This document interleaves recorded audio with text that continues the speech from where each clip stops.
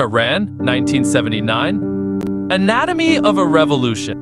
1979, after decades of royal rule, millions of Iranians took to the streets in a popular movement against a regime that was seen as brutal, corrupt, and illegitimate. Protesters from all social classes demanded the removal of Mohammad Reza Shah Pahlavi, the country's monarch since 1941. The Shah had long been criticized for his ties to Western countries, particularly Britain and the United States, as well as crackdowns by internal security forces on dissenting voices.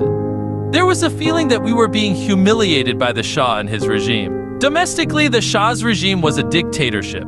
There was no freedom, said Mohsen Mirdamadi, an Iranian politician. While the country enjoyed periods of economic prosperity, citizens began protesting against the government after an economic collapse in 1977, which caused high unemployment and rising inflation. During his rule, Pahlavi had few more staunch critics than Grand Ayatollah Khomeini.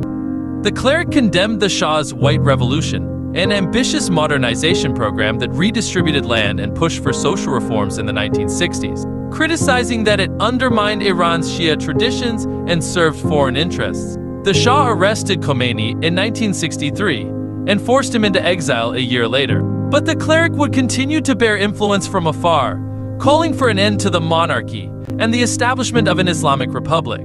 "We were transmitting the Imam's messages, statements, and speeches to Iran by telephone," said reformist politician Sayyid Ali Akbar Motashamipur. "We had contacts in cities in Iran. We were calling them at night and sending them the tape of the Imam's daily speeches by telephone. They would record it, and the next day they would be distributed in meetings, ceremonies, universities, mosques all over Iran. And people were made aware of his words."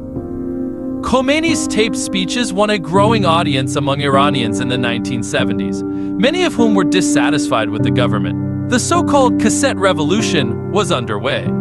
They saw Khomeini as the symbol of ultimate opposition to the monarchy, said Professor Ervand Abrahamian from Baruch College. By the end of 1978, protests against the Shah had turned into a revolution, and on January 16, 1979, the Shah fled the country, ending more than 2,000 years of Persian monarchy.